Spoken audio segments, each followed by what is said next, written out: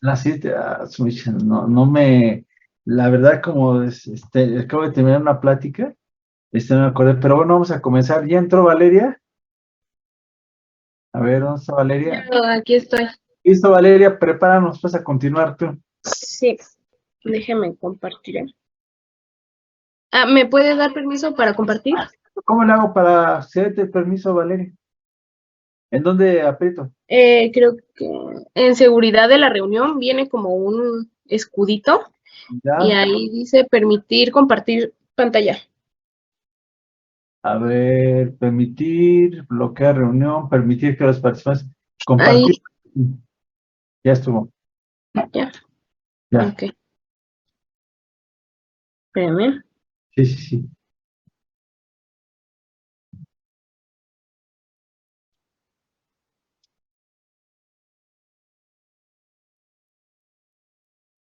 ¿Quién más estaba dando la clase?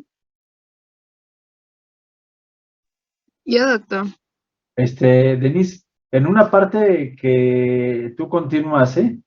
Denise, ¿sí? Ok. Voy a poner los... ¿Sabes qué, Valeria? Ujú, Vas a ir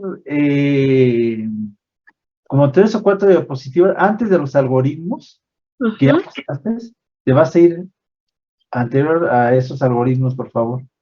Usted me dice. A ver, yo te digo, más para atrás, más para atrás, más para atrás, más para atrás, ahí, yo creo que de ahí vamos a empezar.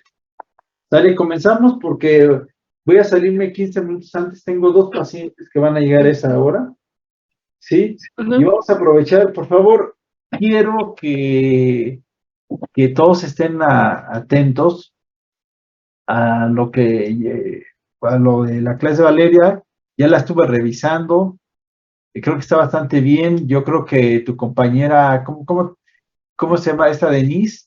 Yo creo que Denise nos puede complementar, ir complementando algunas cosas. Nos puedes interrumpir, Denise, donde tú veas, sabe qué doctor, creo que falta un poquito hablar de esto. Y obviamente, todos es la clase, pero entre todos la vamos a complementar. ¿Ok? Bueno, comenzamos para no ir perdiendo más tiempo. ¿Listo, Sí, Valeria? doc. Bueno, vamos a empezar viendo la imagen en donde está la célula dendrítica, ¿no? Habíamos platicado que dentro de la fisiopatología, las células más importantes del asma van a ser los linfocitos TH2 y los mastocitos. ¿Por qué? Porque va a haber un... Yo Ajá. voy interrumpiendo. No, no son las más importantes, puesto que lo más importante aquí, hay que recordar que el asma, actualmente, además de la definición que es un síndrome, sin embargo se sigue definiendo como una enfermedad, pero en sí es un síndrome. Y hay asmas de muchos tipos. Hay asma neutrofílica, hay asma TH2, hay asma eosinofílica, hay asma, ¿cómo se llama? No alérgica, en fin, las células que estás mencionando son parte de la génesis, claro. Lo que más ha habido es asma de tipo alérgico, pero son una de las células importantes, más no las más importantes. Ok, sí, síguele. Ok, bueno, va a haber un alérgeno que va a causar los síntomas. Entonces, vamos a tener el alérgeno que los vamos a tomar en este. ¿Sí ven mi cursor, Doc? A ver, muévelo. Sí, sí, lo vemos. Sí, ok, que van a ser estos cositos rojos de aquí, ¿no? Entonces, va a entrar el alérgeno en el paciente y van a ver IgEs volando y también van a estar los mastocitos. Entonces, ¿qué va a pasar? Que las IgE se van a pegar al mastocito y van a haber muchas IgE. Va a haber una aquí de este lado, puede pegarse otra de este lado, otra aquí y otra aquí. Pero con que una de esas IgE esté sensibilizada ya para el alergeno que está entrando, por ejemplo, no sé, huevo, ¿no? Entonces, entra el alergeno y la IgE ya sensibilizada va a recibir este alergeno. ¿Y qué va a causar? Se va a sus respuestas se van a interconectar entre una IgE y otra IgE, pero con esa IgE que esté sensibilizada va a causar una respuesta exagerada. Va a haber una activación celular del mastocito y va a haber entonces la respuesta exagerada alérgica de hipersensibilidad que va a causar el asma. Bueno, también hablando de fisiopatología, van a haber muchos factores. Obviamente sabemos que la fisiopatología del asma es por obstrucción de flujo aéreo. ¿Qué va a pasar? Que se va a aumentar la masa del músculo liso bronquial. ¿Por qué? Porque va a haber hipertrofia e hiperplasia celular. De hecho, te voy interrumpiendo, de hecho, al momento de que hay inflamación, ya hay obstrucción. Y aquí es donde tú no, claro, en esa obstrucción que se va haciendo cada vez más crónica y más crónica, empieza a haber cambios de remodelación. En esos cambios de remodelación va a empezar a existir esa hipertrofia muscular, pero lo primero es cambios de remodelación, pero el hecho del simple edema que va a haber ya está causando, o sea, el broncoespasmo va a conllevar a un edema y ese edema va a conllevar a mayor broncoespasmo. Sí. Bueno, lo tengo aquí abajo, el broncoespasmo, que es, bueno, va a ser la respuesta súbita de una vía efectora. ¿De qué vía? Pues del músculo liso bronquial. ¿Qué va a causar este broncoespasmo? Va a causar contracción de los bronquios y por ende, pues el estrechamiento de la vía aérea y por ende la disminución del flujo. Y aquí está, este es una vía respiratoria normal, un bronquio normal, y para el paso del aire va a tener todo este espacio que es el de en medio. ¿Qué va a pasar después? El músculo liso entonces va a contraerse, va a constriñirse y todo lo que está aquí en medio, la mucosa, la submucosa, todas las capas se van a constriñir también por el edema. Y entonces, ¿qué va a pasar? Que le va a ir dejando menos espacio y menos espacio y menos espacio al paso del aire. Por eso el paciente va a tener disnea. ¿Y por qué? Porque también al tener muy poquito espacio, pues va a causar un tapón de mocos y se va a quedar ahí atorado y ya no va a pasar el aire. De ahí el HRV. Bueno, este HRV va a ser una respuesta exacta. Okay. Es la hiperreactividad bronquial. Bronquial. La hiperreactividad bronquial, como ya vimos, no es un diagnóstico clínico, pero sí es un diagnóstico fisiopatológico. ¿Por qué? Porque va a inducir un broncoespasmo mucho más intenso que en los individuos normales cuando están expuestos a un alergeno. Por ejemplo, una persona que es alérgica al humo del tabaco, en comparación a una persona que no es alérgica, la persona que no es alérgica a lo mejor le va a dar un poco de tos o va a estornudar y hasta ahí. Pero la persona que sí está sensibilizada al tabaco, que es un ejemplo, que va a causar un broncoespasmo muy, muy intenso que va a afectar el árbol bronquial, va a causar edema, se va a constreñir la musculatura de las vías aéreas y va a estar todos los bronquios edematizados, como podemos ver aquí. Esto es lo normal. Y esto es hiperreactividad bronquial. Bien. De ahí vamos con inflamación y remodelación. Yo los puse en el orden en que venían en las guías. Entonces, viene en tercer lugar. En la fisiopatología del asma va a haber un patrón inflamatorio y este va a depender del estado de la enfermedad. Decíamos que mientras más precozmente se diagnostique el asma, va a haber un patrón inflamatorio menos grave. Y los factores que van a contribuir a esta inflamación principalmente van a ser los virus. Van a ser infecciones virales, la ya sensibilización alérgica de antes y la contaminación ambiental. Como ya lo dije, este proceso inflamatorio va a producir un edema en toda la vía respiratoria, en la mucosa, submucosa, con infiltrados celulares. De ahí va a haber vasodilatación y congestión que van a causar la hipertrofia del músculo liso. Y pues también va a haber aumento en número y en tamaño de los vasos. ¿Y esto qué va a hacer? Pues que se engrose la pared bronquial, ¿no? Y va a favorecer también la obstrucción de la vía aérea. Va a resumirse al edema. Es muy importante señalar El primer disparador de una crisis son las infecciones virales. Virales. Únicamente que alguien puede decir, no, doctor, fíjese que entonces el alergeno no lo es, sí y no. ¿Sí? Si una persona se está cuidando y está recayendo es porque está en contacto con algún virus. Los virus, en una clase pasada, a los del J les explicaba las vías colinérgicas que van a utilizar los virus para provocar broncoespasmo, que era estimulando al receptor M2, para que se produzca el broncoespasmo.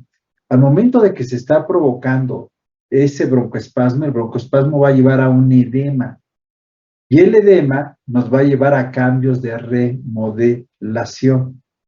Aquí es muy importante entender la fisiopatología. ¿Por qué? Porque entonces una de las preguntas que luego le hacen a uno es, ¿por qué tiempo voy a utilizar los esteroides inhalados? ¿Ok?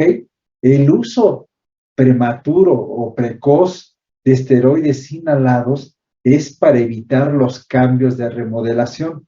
Estos cambios de remodelación nos van a llevar a mucho daño pulmonar, a daño intersticial, al daño de porofibrosis pulmonar, si no los paramos desde un principio. Eso es como acaban de decir, si yo agarro y desde un principio empiezo a manejar el asma como debe de ser, pocos cambios de remodelación voy a tener y por ende el paciente va a recaer cada vez menos. Continúale, Valeria. Bueno, de ahí vienen los mecanismos neuroefectores, como ya habíamos dicho, el sistema colinérgico. Aquí el acetilcolina va a ser el principal estímulo neural broncoconstrictor.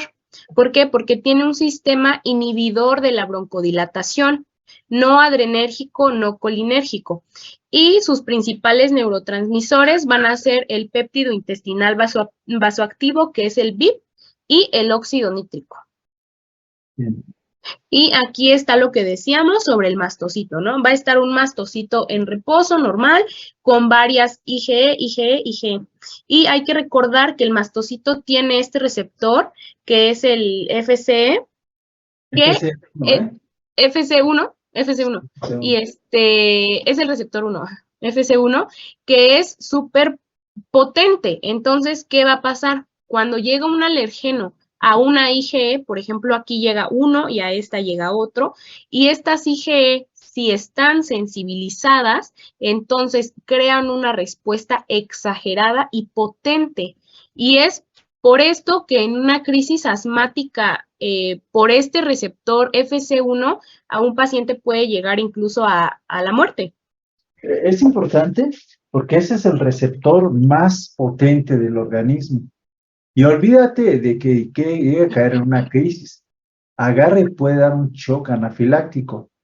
Los shocks anafilácticos, los alergólogos nos damos nos sustentamos de ser los superespecialistas en shock anafiláctico. Pero quiero comentarles que quienes han tenido shock anafilácticos más severos han sido los anestesiólogos.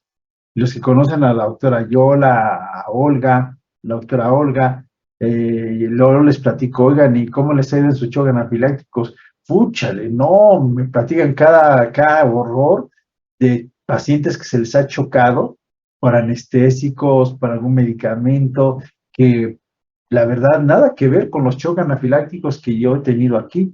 Mis shock anafilácticos que yo he tenido acá, ninguno hasta este momento ha llegado a hospital. Todos los he logrado sacar aquí cuando llegan en el momento en el que están presentando el shock, ¿sí? Pero esta IgE que ya está sensibilizada y al estar en contacto otra vez con el alergeno, va a desencadenar una respuesta en cascada y va a liberar una gran cantidad de histamina y de grandes productos de granulación que va a provocar el edema en el que va a conllevar el paciente y hacer el famoso shock anafiláctico. Entonces, la expresión máxima de este tipo ¿cómo se llama?, de eventos es el shock anafiláctico, que obviamente que una crisis de asma puede ser el inicio también de un shock anafiláctico, entre comillas, porque ¿qué síntoma? Pregunta para todos. Da el inicio de un shock anafiláctico. ¿Cuál es el primer síntoma? de Dolor un choque abdominal. anafiláctico. ¿Cuál? Dolor abdominal. Dolor abdominal. Es el primer síntoma que da muchas veces. Muchas veces el paciente, ya cuando ya está haciendo una crisis, es porque ya de plano, ¿no? Pero lo primero es ¿por qué el dolor abdominal? Porque lo que da es un espasmo del músculo liso. Y por ende, si entendemos el espasmo del músculo liso, entendemos que ¡pum! Da el bronco espasmo y se dispara todo. Bien, síguele, Valeria. Sí, doctor. Bueno, de ahí ya vamos a pasar a las clasificaciones como tal del asma. Se va a clasificar, hay varias clasificaciones, hay por feno y endotipo, que es la que vamos a ver, por etiología y por gravedad. Bueno, esta clasificación en fenotipo se va a basar en qué está causando el asma. Por ejemplo, el asma eosinofílica la está causando la sensibilidad, por ejemplo, a la aspirina, una micosis pulmonar alérgica. Hay otro fenotipo que es el asma propensa a exacerbaciones, que también puede ser por aspirina, por virus, como ya habíamos dicho, una persona que está en constante exacerbación de su asma está expuesta constantemente a virus y sobre todo en preescolares que presentan sibilancias, preescolares que tienen sibilancias sin ningún otro síntoma de resfriado común, o sea, le preguntan a su mamá si ha tenido fiebre o síntomas de resfriado común y dicen que no, solo la sibilancia. Por obesidad, que pues, bueno, es obvio la obstrucción del flujo aéreo y hay que recordar que la obesidad no es eosinofílica, es neutrofílica. Y por el ejercicio, por sobreesfuerzo. Hay otro fenotipo que es por limitación del flujo aéreo, que es la neutrofílica y no eosinofílica. O con la escasa respuesta a los esteroides, que aquí también entra la de por obesidad. ¿Por qué? Porque es neutrofílica. Aquí también puede ser eosinofílica con obstrucción del flujo aéreo, pero que no tenga respuesta a esteroides. Y en endotipo, que va a ser de tres tipos, que va a ser leve o intermitente, el tipo 2 con exacerbaciones graves y múltiples alergenos, que el paciente sea alérgico a muchas cosas, y el tipo 3 que es de tipo obstructivo grave con neutrofilia, que se da en personas obesas. Regresa a tu cuestión anterior.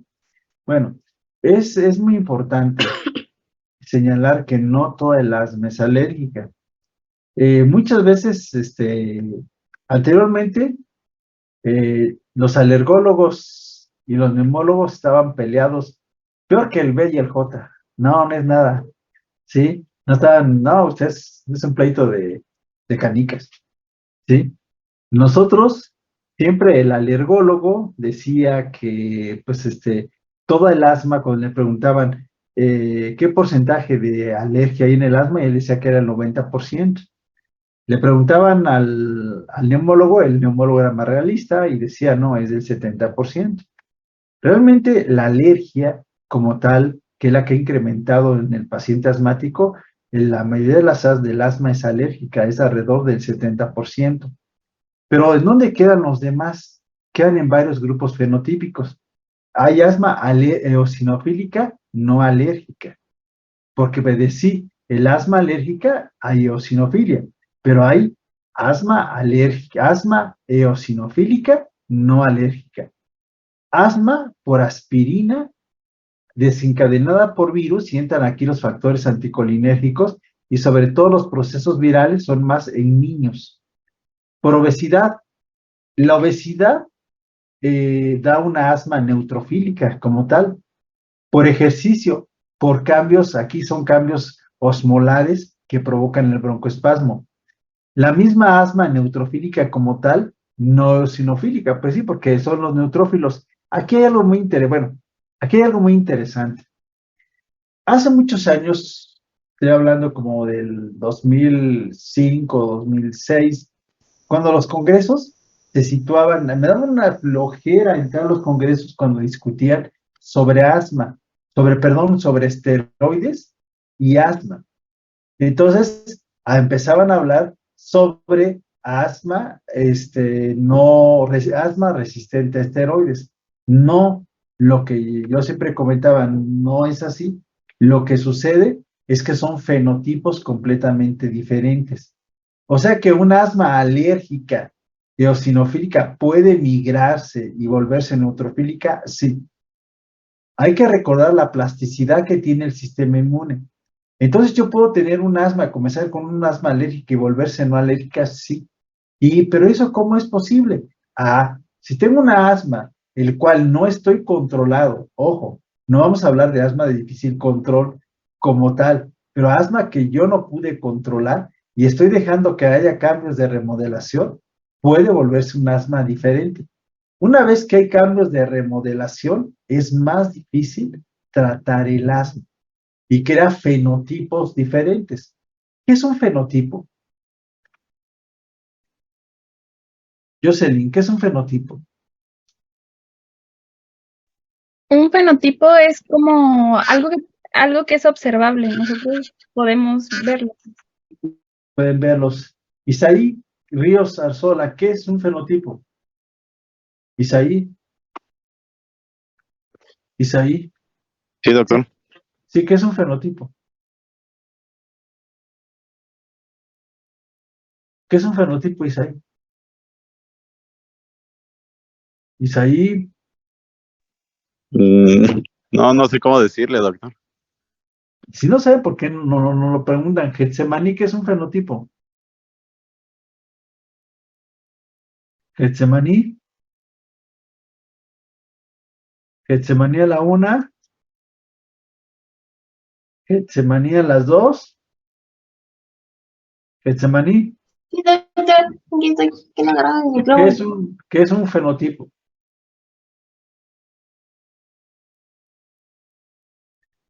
Es la forma en que se va a expresar algún qué.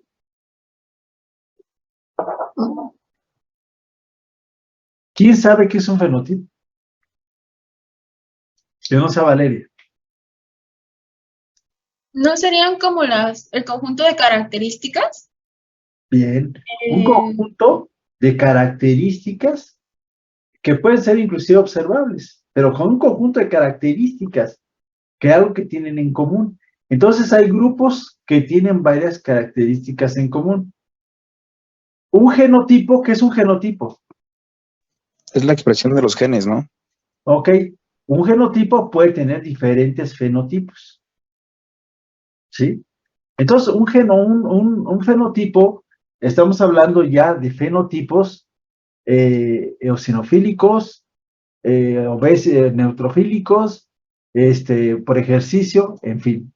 Bueno, entonces entendiendo esto, podemos aquí entender que puede pasar de un fenotipo a otro el asma, sí puede pasar, por la plasticidad que tiene el sistema inmune. Ahora sí, síguele, Valeria. Bueno, vamos a empezar a ver otra clasificación que habíamos dicho que ya está casi obsoleta. ¿Por qué? Porque está muy limitada. Esta se usaba mucho antes, que es el asma extrínseca, intrínseca y asma mixta. ¿Qué quiere decir? La extrínseca van a ser un conjunto de características para poder clasificarlas así. Va a ser un asma que se presente en edades tempranas, que tenga carga familiar de atopia, que tenga pruebas cutáneas positivas a múltiples alergenos y que su IgE esté elevada. La intrínseca va a ser de los adultos, que se presente después de los 35 años de edad, que no tenga carga familiar de atopia, con pruebas cutáneas negativas y con IgE normal. Esta va a ser consecuencia de infecciones virales, por ejercicio, por cambios hormonales, sobre todo en las mujeres, y por estímulos psicológicos, por estrés, etc. Y la mixta, pues va a ser una combinación de ambas. Por ejemplo, un niño que tenga carga familiar de atopia, pero que tenga pruebas cutáneas negativas e IgE normal. O, por ejemplo, un adulto con carga familiar de atopia, con pruebas cutáneas negativas y con IgE elevada. De ahí viene la clasificación por gravedad, que la saqué de la guía GEMA 5.0 de la 2022, en donde habla de las exacerbaciones de los síntomas y de qué tan repetitivos son. y también de cuando el paciente se medica y cuánto tiempo dura para que otro síntoma vuelva a aparecer. Y se clasifica en 4, en intermitente, persistente leve, persistente moderada y persistente grave. Por ejemplo, los síntomas diurnos, la mañana, se va a clasificar como intermitente si el paciente refiere igual o menos de 2 veces a la semana. Persistente leve si es más de 2 veces a la semana. Persistente moderada si es diario, pero presenta síntomas una vez al día. Y persistente grave cuando es más de una vez al día diario. Cuando toma medicación de alivio, si obviamente con estos síntomas se toma su medicamento y si menos o igual a de 2 veces a la semana reaparecen estos síntomas, va a ser intermitente. Si se lo tiene que tomar más de 2 veces a la semana, va a ser persistente leve. Si se lo debe de tomar diario, va a ser persistente moderada, o más de una vez al día diario, va a ser persistente grave. De ahí los síntomas nocturnos van a ser los mismos que los diurnos. La limitación de la actividad, si el paciente refiere que no puede caminar, barrer, trapear, lo de su día a día, va a ser intermitente si no hay limitación alguna. Persistente leve si limita algo en su actividad. Persistente moderada si afecta bastante sus actividades y persistente grave si es mucha la limitación de la actividad. De ahí viene la función pulmonar. Si tiene más de 80%, va a ser intermitente. Y también persistente leve, pero se tienen que tomar otros parámetros a más de 80. Va a ser persistente moderada cuando el paciente tenga menos de 80, pero más de 60. Y persistente grave cuando el paciente tenga igual o menos de 60. Y es lo que hablábamos, que habíamos dicho que cuando el paciente tiene menos de 60% de función pulmonar, es EPOC. Entonces hablábamos sobre un síndrome de sobreposición entre el asma y el EPOC, que podemos confundirlo, ¿no? Le hacemos una espirometría y la función pulmonar nos sale menos de 60%, tenemos que hacer un diagnóstico diferencial. ¿Por qué? Porque el asma, recordemos que es crónica, si el paciente nunca se la diagnosticó y nunca se medicó, es lógico que vaya empeorando hasta que haya una función pulmonar menor de 60 que se confunda con un EPOC. ¿Te acuerdas cómo se llama el síndrome? Ya lo dije ayer. ¿Síndrome de qué es? ¿Se acuerdan? ¿ACU? ¿El síndrome ACU? No, es ACU. ¿No? El ACU, ¿no? No, ICOS. Ay. Pero es completamente diferente, porque supuestamente lo podríamos catalogar como un síndrome de solapamiento. Ajá. Pero no, en estas patologías que estamos viendo, ahorita que entremos a ver EPOC, vamos a hablar que ahí también hay otro síndrome de solapamiento. Y ese otro síndrome de solapamiento es el de fibrosis con enfisema pulmonar. Este tipo de síndrome de solapamientos es cuando decimos, ¿es asma o es EPOC? Entonces, el término ICOS es un término utilizado a una entidad nueva, que equivaldría a ese famoso síndrome de solapamiento, porque ni es asma, ni es EPOC. Ok, en todo lo que tú acabas de mencionar, yo creo que lo más sobresaliente es decir que existen varios tipos de asma: intermitente, persistente moderada, persistente grave, y muchas veces para una clasificación más sencilla, los vamos a clasificar de acuerdo a los síntomas que estén presentando. Como tú ya lo repetiste 2 veces por semana, a eso. Ya lo demás, si es bueno, y los síntomas nocturnos. Ya lo demás, aunque no se lo aprendan, pero sí, en cuanto a los síntomas diurnos y a los síntomas nocturnos.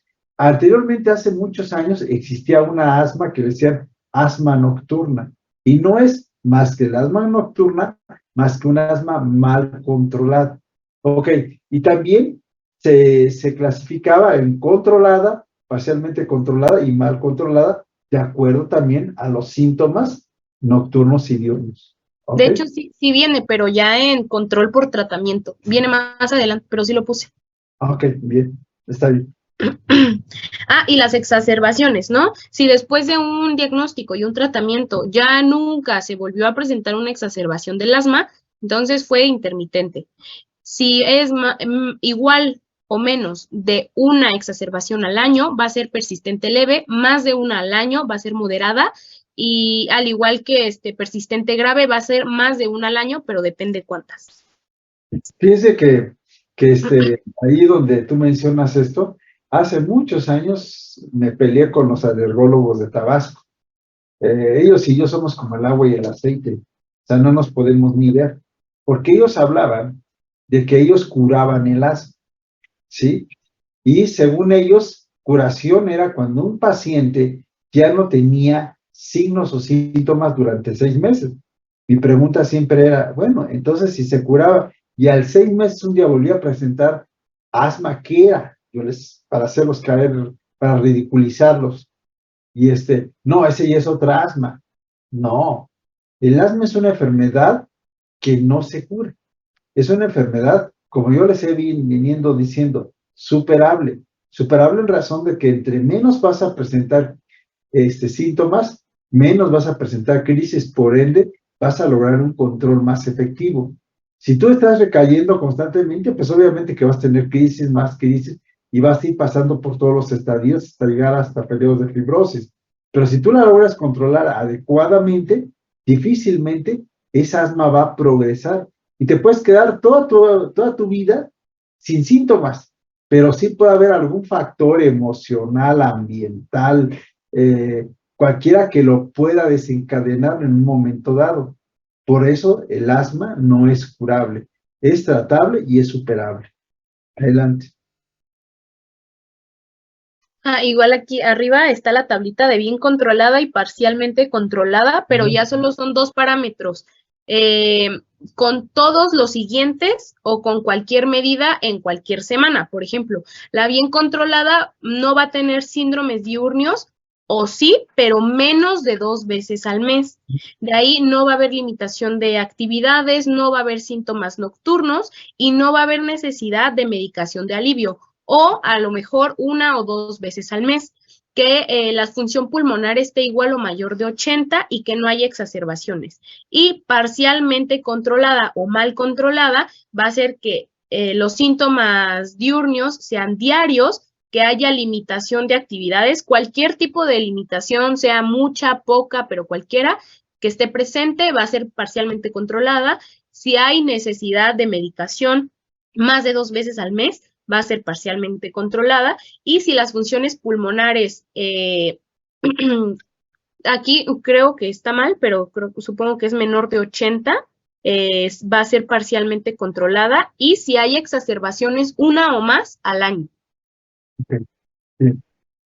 Vamos a los algoritmos de diagnóstico, doctor. Sí, está bien.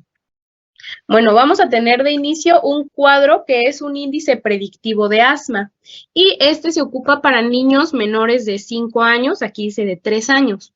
¿Y qué va a ser? Sibilancias frecuentes, más de 3 en un año.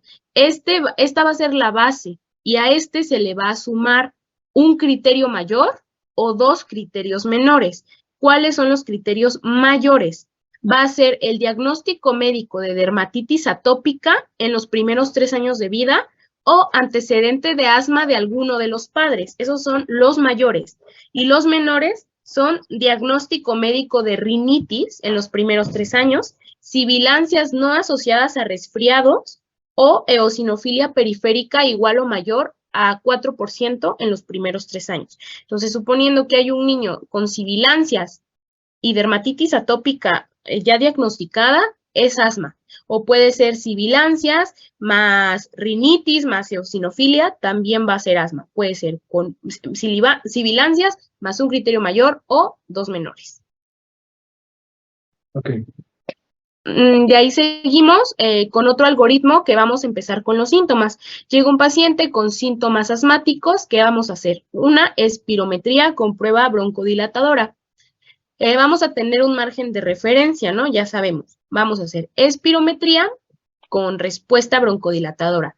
Si la respuesta broncodilatadora es positiva, es asma.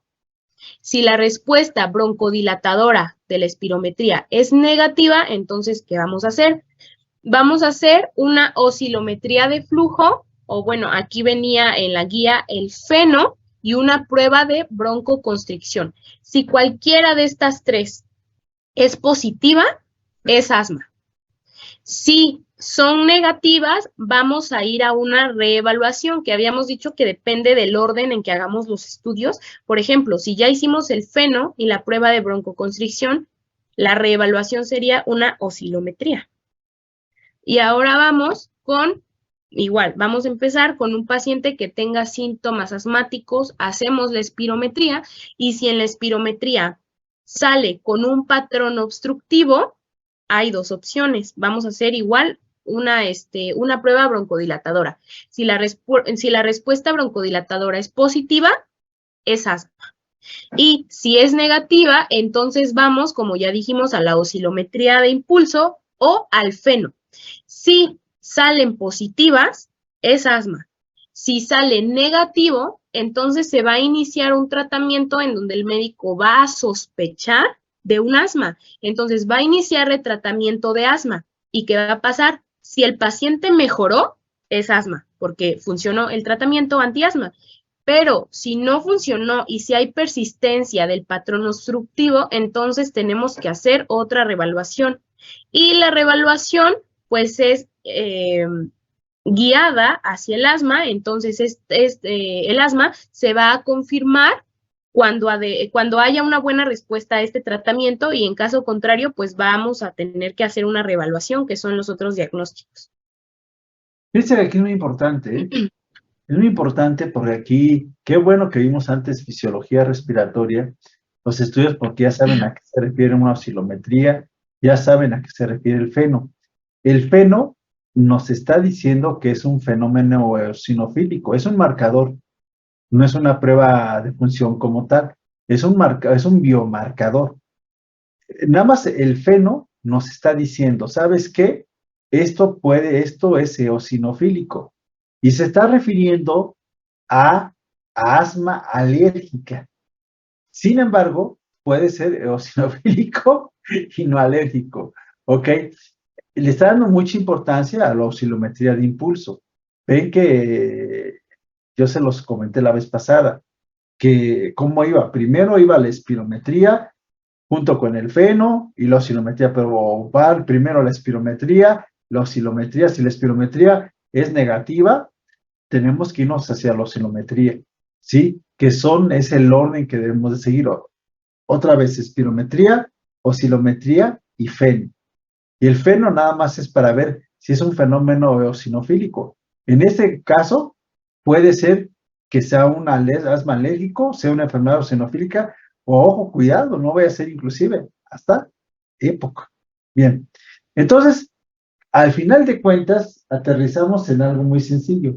El asma sigue haciéndose el diagnóstico clínico. Cuando todo pareciera que está negativo, pero si yo a mi paciente le pongo un broncodilatador y él dice, ay, todo me sale negativo, ¿no? Y le pongo un broncodilatador y me dice, doctor, después de que yo utilicé el broncodilatador, hasta sentí mejoría y lo pude hacer con mayor facilidad, discúlpenme, pero eso es asma, hasta no demostrar lo contrario, así tenga todo yo negativo. Síguele. Okay. En cualquier momento ya mi paciente. Es lo mismo resumido, y de ahí vamos a las pruebas escalonadas, como ya dijimos, ¿no? Primero la espirometría, después la oscilometría y después el feno. Y ya de ahí vienen los casos, Sí, doctor. Sí, menciónalos, ahora sí. Menciónalos. Okay. Bueno, este es un caso clínico que yo encontré que lo mencionaba como broncoconstricción inducida por el ejercicio. ¿Qué vamos a encontrar aquí? Va a estar, bueno, esta es una espirometría que la hicieron también con una prueba de broncodilatación. Y aquí en los parámetros mencionaba que están dentro de lo normal. Es así, está normal. Ajá, y que después de la prueba de broncodilatación normal. no había mejorado considerablemente. Entonces dijeron que no era un asma, Entonces, nada más lo diagnosticaron como broncoconstricción inducida por el ejercicio.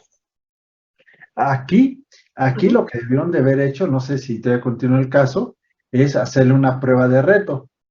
¿Y cómo le van a hacer la prueba de reto? En una caminata de 6 minutos. Que quiero comentarle que aquí entre nosotros, caminata de 6 minutos, ustedes la pueden hacer. No se necesita tanto más que sentido común. Si es inducida por el ejercicio, ¿sabes qué, compadre? No tengo caminadora, vete, es un joven, vete a caminar, vete a correr 6 minutos y regresas y lo vuelvo a hacer. Y vamos a ver ahí realmente cómo está. Nos vamos a tener que salir, ya están llegando mis pacientes. Sí, doc. Vamos a continuar mañana, Denise, para que continuemos mañana con esto. Sale mañana, les paso doble lista. ¿Sí? Sí, Ya llevan mis pacientes.